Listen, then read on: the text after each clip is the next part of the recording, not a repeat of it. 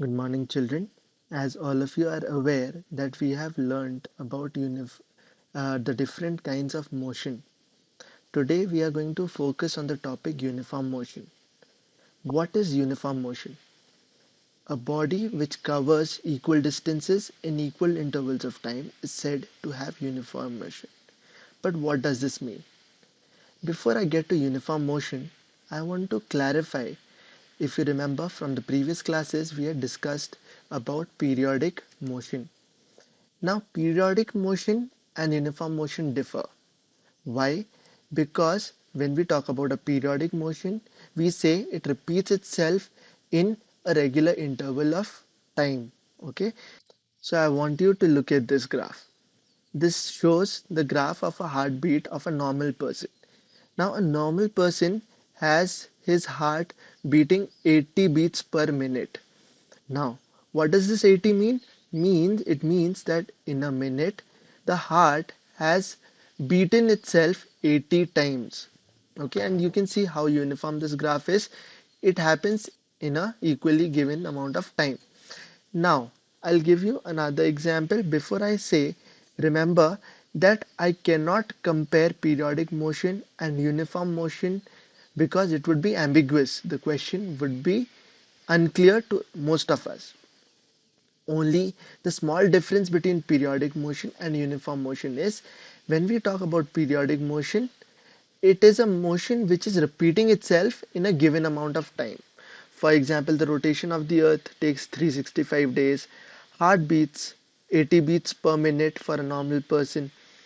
If you do yoga, you will know we do inhale and exhale.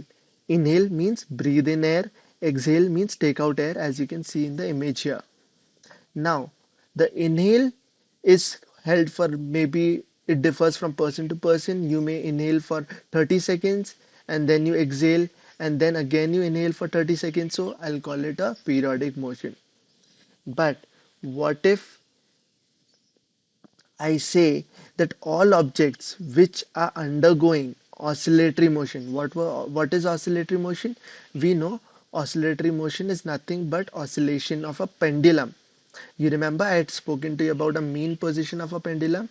So the pendulum hangs this way and it travels from this direction and back to its mean position. Then it goes in this direction and back to this position.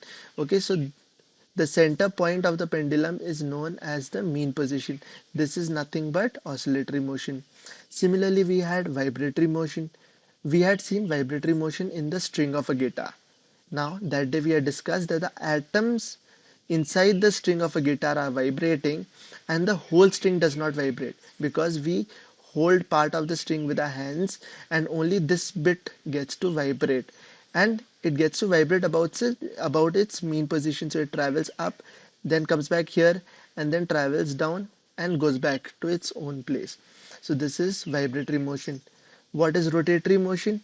Now we know rotatory motion is nothing but when an object is rotating about its own axis. Okay, so for example, the rotation of the earth, okay, about its own axis. So we know that the earth is rotating around its own axis, so this is also a example.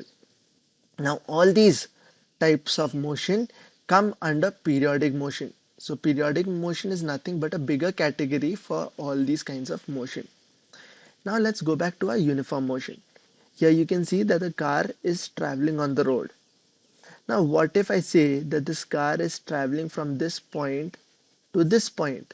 Okay, let this point be point A and this point be point B. Now the final destination of the car is at point B. Let's say that the entire distance covered by the car is 100 meters. What is the distance covered by the car? 100 meters. Now what I'll do is I will break this into equal parts. Okay, so let's break it up and we see that there are four parts now. Okay, so from this point to this point is the first part, this point to this point is the second part, this is the third part, and this one is the fourth part. So can I say this is 25 meters, 25 meters, 25 meters, and 25 meters? Yes, I can, because if I add the total distance, it will give me 100 meters. Okay, so we know 25 into 4 is 100. So now, boys and girls, imagine this car when it traveled 100 meters. I said that the first half, okay, from this point to this point, it covered in 5 seconds. Okay, now again, the next 25 meters also it covered in 5 seconds. Similarly, the next 25 meters it covered in 5 seconds, and so is the same for the last one. Now we see that this car has totally traveled in 20 seconds, a distance of 100 meters, and each interval, okay, each interval it has taken 5 seconds. So that means it has covered 25 meters in 5 seconds for each part. So such a motion where a body covers equal distances in equal intervals of time is said to be uniform motion. Now, in real life, do you think uniform motion is easy to achieve? No, it is not. For example, if you look at this car, okay, in real life we are going to have rocks on our path, we are going to have potholes in the road. So do you think a car, okay, the same car, again from point A to point B, and let's say this is again 100 meters, do you think with all these obstructions, okay, with potholes, rocks on the way, do you think if I break it into four equal parts, it will cover, let's imagine 5 seconds again, okay, for each, okay? So I'm taking 5 seconds again as the previous example. Now you tell me, can the car cover the same 25 meters if there are potholes on the way? No, it cannot, because it cannot keep the same speed. So in this case, if it has lot more potholes, maybe it'll cover only 20 meters. Okay, but maybe the next 5 seconds it finds a smooth road, so it covers 30 meters. Again, now some other car comes on its way, comes in front of it, and it has to overtake. Do you think it can maintain the same distance? No, it cannot maintain the same distance. So let's say it covers 15 meters. Now the last part, again it gets an empty smooth road, so it is taking 35 meters. Okay, it is covering a distance of 35 meters. So here if you see carefully, for the first part the car in 5 seconds it is traveling 20 meters. In the second part, again in the same amount of time, it is covering more distance because it has a better road, so it is covering 30 meters. In the third part, do you think it is covering the same distance? No, it is covering less distance because it is having to overtake another vehicle. Again, in the last part, fourth part, it is covering more distance because it finds an empty road and a smooth road. So here we see in real life that a car cannot, in the given time, travel equal distances. Okay, such kind of a motion is known as non-uniform motion. Okay, when a body is covering unequal distances in equal intervals of time. I hope that was explanatory enough for all of you. Let's move on. And on page number 23 of your textbook, you will find the following questions, and we will be solving them. You will solve them on the textbook itself. No need to solve it on your notebook. So the first question that we are going to look at is, state whether the following statements are true or false. The first question: wheels of a bullock cart possess multiple motions. Now we know that the wheel has what kind of motion? Yes, it has circular motion, and it also is having translatory motion because it is moving forward. So does it possess multiple motions? Yes, it possesses multiple motions. So what is the answer for this? True. Very good. Now let's look at the second bit. In translatory motion, each point of the object moves the same distance at the same time. Now, if you remember from our previous classes, I've told you in translatory motion, a body, if it is traveling a certain given amount of distance, then all parts of that body have to reach the end destination and all of them should have covered the same amount of distance. Only then can I say that it is translatory motion. So here we see that the question says a body, each point of an object moves the same distance at the same time. So can I say that this is the correct definition? Yes, it is correct. So I write true. Now, boys and girls, we look at the third bit. Rotational motion occurs when an object repeats itself at regular intervals of time. Just now, I told you that rotational motion, oscillatory motion, and what kind of motion do you remember? Let's look back. And here we see when I spoke to you about this, so we have oscillatory, vibratory, rotational. Okay, all these are examples of periodic motion. So when we look at this question, we have the answer as true because it is a part of rotational motion. Next, we have translatory motion. Translatory motion is a special case of oscillatory motion. Now, boys and girls, what do you think? Is this true or is this false? Okay, it is false, and why is this false? Now, boys and girls, when we talk about oscillatory motion, we know that a body comes back to its mean position again and again. Okay, now for vibratory motion, sorry, for translatory motion, we know that a object travels, every part of that object travels an equal distance in a given amount of time. So, do you think they are the same? No, they are not. So in this case, we will say that translatory motion is not a special case of oscillatory motion. Next, let us look at vibratory motion.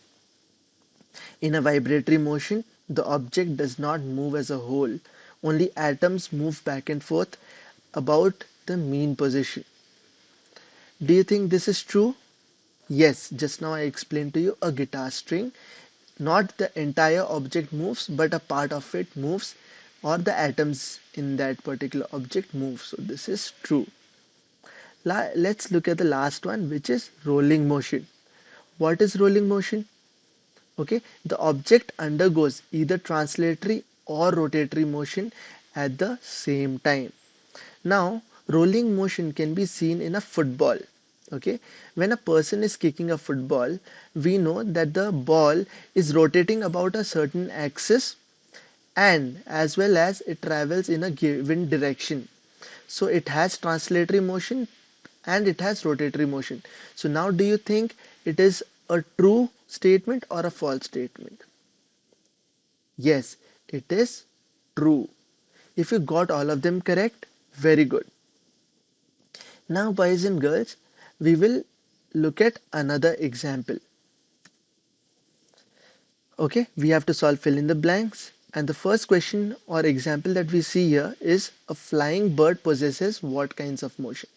So we know that if a bird is flying in the air, okay, it can change its direction at any given time. Yes or no? Yes. Okay, so when it changes its direction at any given time suddenly, then we call that to be a random motion. What is it said to be? A random motion.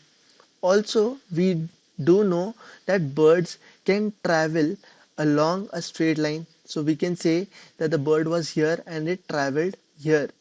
So are all parts of it traveling the same amount of distance? Yes, they are. So this is also said to be a rectilinear motion. What? A rectilinear motion. Now, if you look at an eagle or any such bird, okay, scavenging bird, we know that they usually can track their prey. Okay, so suppose a rat is on the floor. Okay, this is a rat and it is running helter and skelter. Okay, so now we see that the rat is changing its direction. So the bird is following the motion of the rat. So what kind of motion is this? Can you tell me? Okay, so this kind of motion where it is changing its path is also known as curvilinear motion. What is this known as? Curvilinear motion. Now let's look at the second type. So dash motion is a combination of rotational and translatory motion. Just now I had spoken to you about a football. Okay, it was rotating about its own axis plus it was traveling in a given direction. Okay, so when it travels forward we say translatory, when it is traveling in its own axis or rotating in its own axis it is known as rotational motion. So can you tell me what is the example or what is the answer? What type of motion is this? This is rolling motion. Very good. Now boys and girls, we look at the third type. Here we have the third question saying dash motion comprises of rotational, vibrational and oscillatory motion. Just now I had told you oscillatory, vibration and rotational are all a combined part of what kind of motion, do you remember? Yes, all of them show periodic motion. So this is periodic motion. Next, motion of a football on the ground is an example of dash motion. Now we've already answered this. I gave you the example. So this is the same, which is rolling motion of a football. Next, can you give me another example of rolling motion? Yes, the rotation and revolution of the earth. Okay, the earth is rotating on its own axis while it travels or revolves around the sun. Okay, now in dash motion, the distance of each point on the body is same from the fixed point about which the body rotates. Now, boys and girls, if you remember that I had talked to you about two kinds of motion. One is circular motion, okay, and the other, sorry, circular motion, and I had talked to you about rotational motion. Now, circular motion was when at the center we have a point and the body rotates around it. Rotational motion is what? When a body is rotating around its own axis.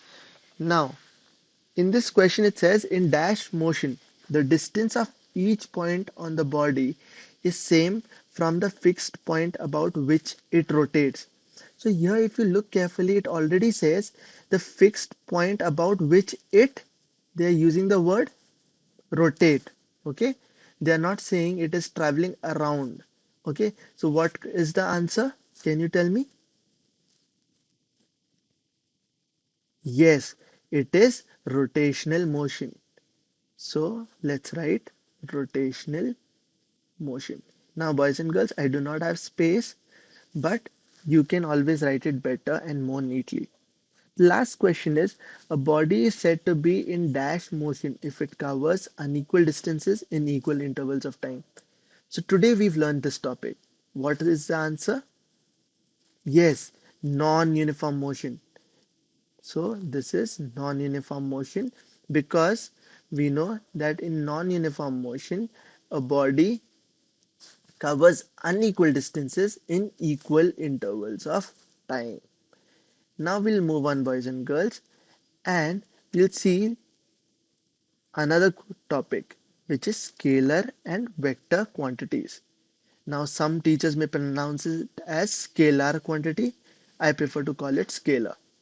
Boys and girls, when we talk about scalar and vector quantities, I want you to remember that this topic is important for your college life as well.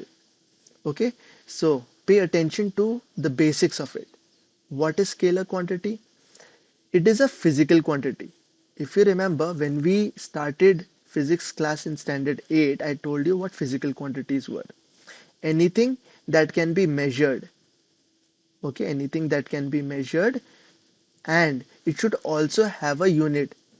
Okay, so it should be measurable and it should also have a unit. For example, distance. Okay, distance, I can have a numerical value if a body travels from point A to point B, and I call this 5 kilometers. It has a numerical value as well as a unit behind it. So you can see here it has the number 5, which is a numerical value, and it has kilometers, which is the unit. So it is a physical quantity.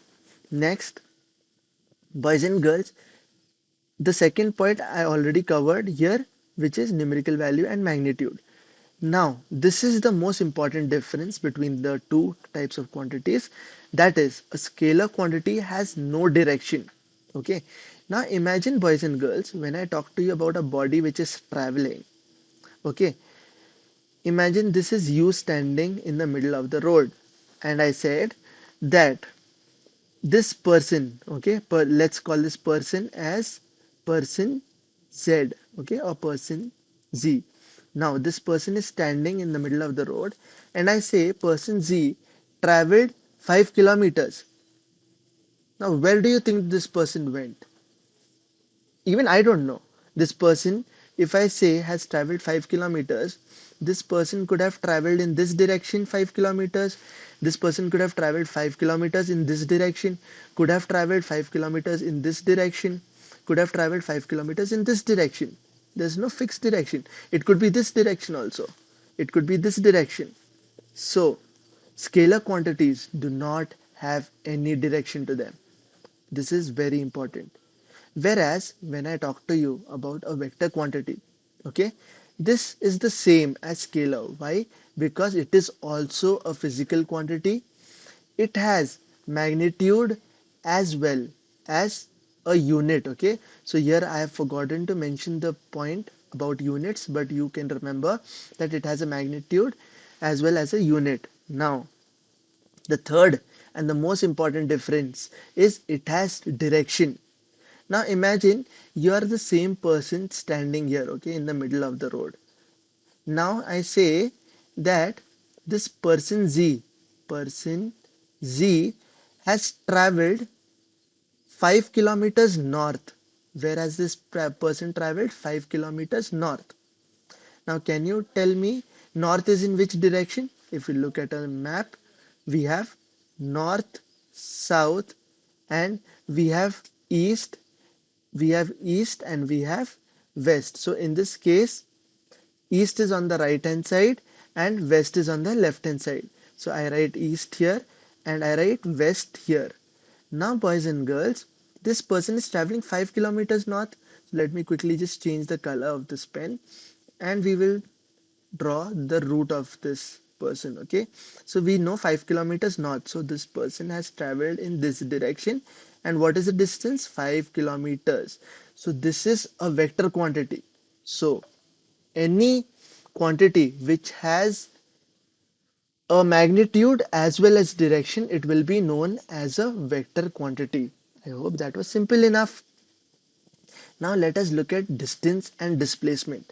Okay, so here this is displacement, not vector. So let's just quickly make the correction. This is displacement. Now boys and girls, when I talk to you about distance, what does it mean? Okay, so here if you look carefully, I will quickly draw this for you. Uh, this is point A, okay, and the body starts traveling. Okay, in real life, we know that our roads cannot cut across a uniform path. Okay, so we have traveled to point B. What is this? This is point B. Okay, now this, when you look at this carefully, we know that it is traveling along this route. But do you think this is the shortest route between these two points? Yes or no? If you said no, you are right.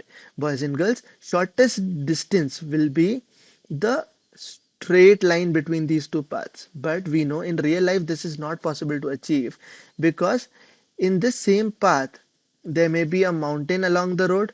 Okay, we may have mountains along the road, or there could be a house which is in the road.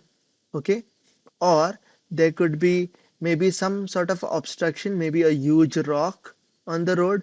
So is it possible to travel along the shortest road? In real life it is not, but the shortest route is the straight line between 2 points. Okay, So now what is distance? Distance is the actual length. Okay, in real life, the distance that we cover, okay, is known as the distance. Okay, it has both a numerical value and magnitude, and in this case we see that it is traveling in random direction, so it has no direction. Whereas if we look at displacement, for this case the displacement is the shortest route. Okay, yes, it has covered. Does it have magnitude? Okay, I can say that this is 10 kilometers, so yes, it has magnitude. And does it have direction? We know that it is traveling towards east, so yes, it has direction as well.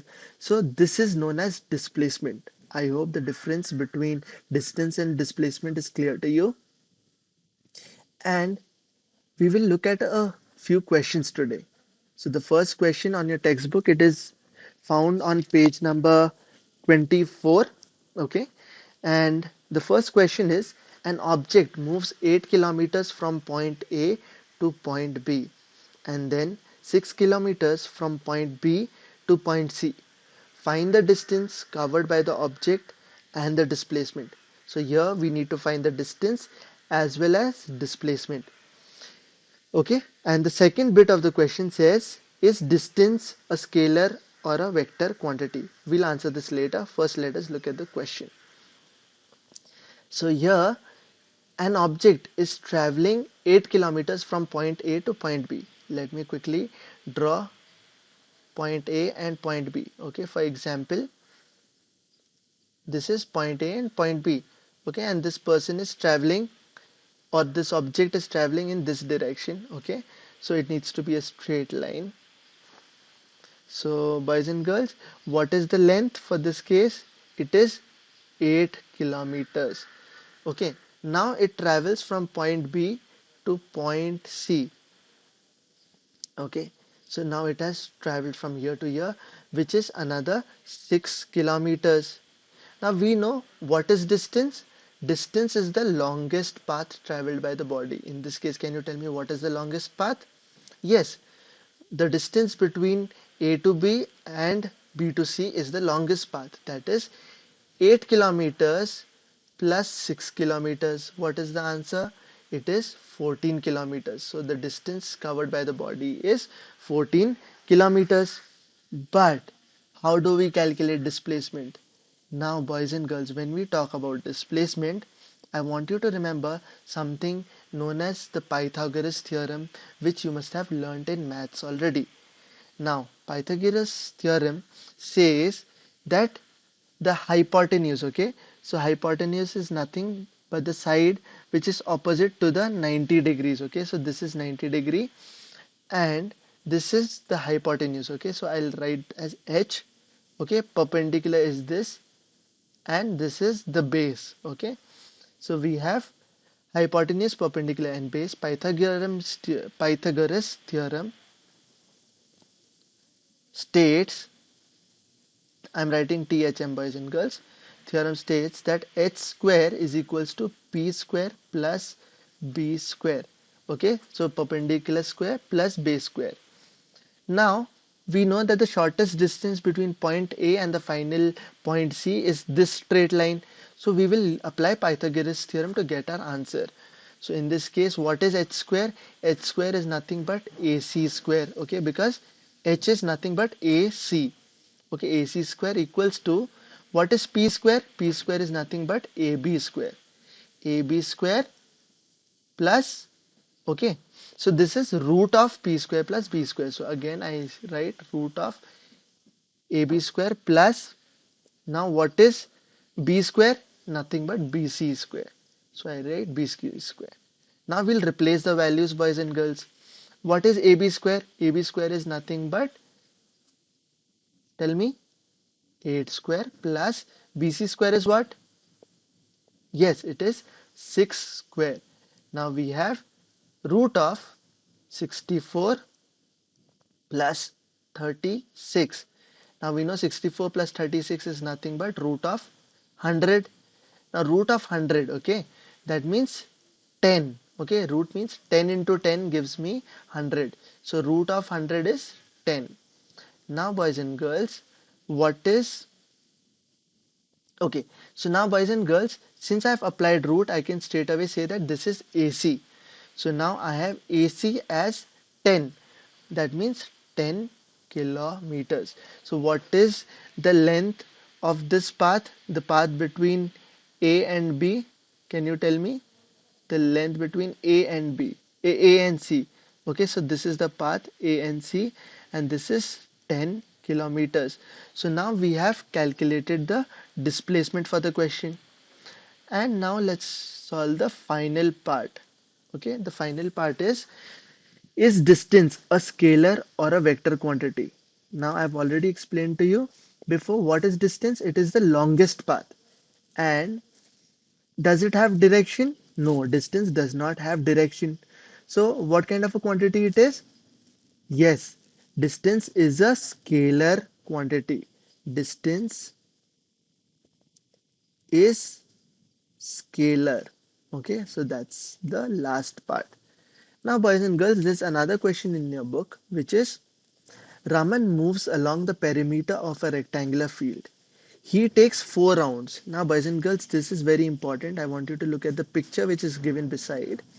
He takes how many rounds? The question says 4 rounds. Okay, so imagine you are Raman, okay, and you're standing here and you're traveling round and round 4 times.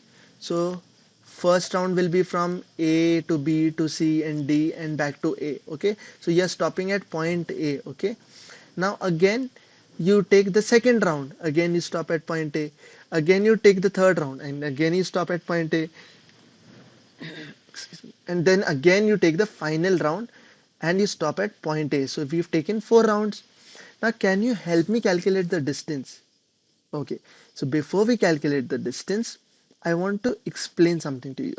Boys and girls, note that if a body is starting from a point which is point A and finally after traveling regardless of how much distance and it stops at point A, okay, again, so you see, is it starting at the same, is it stopping at the same point where it started from?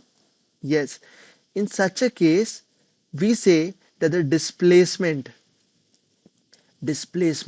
is zero. Now, why is the displacement zero? The displacement is zero because point A is the same as point B. Okay, your last point. Okay, it is the same as point B. So you're stopping at the same point. Now, can I draw a straight line between the same point? Can I draw a distance between the same point? No, I cannot. So that is why I say that the displacement is zero. Okay, so keep this point in mind and let's solve the question. What is the distance that Raman covers? So we know that first he covers A to B, then he travels B to C, then he travels C to D, then from D he comes back to A. So this is one round. Okay, so D A. Now we know that this is a rectangular field. So A to B is nothing but 3 meters, which is already given to us. So in place of A to B, so this is distance, boys and girls, that we are calculating. Now AB is nothing but 3 meters, which is already given to us. Now BC. BC is what?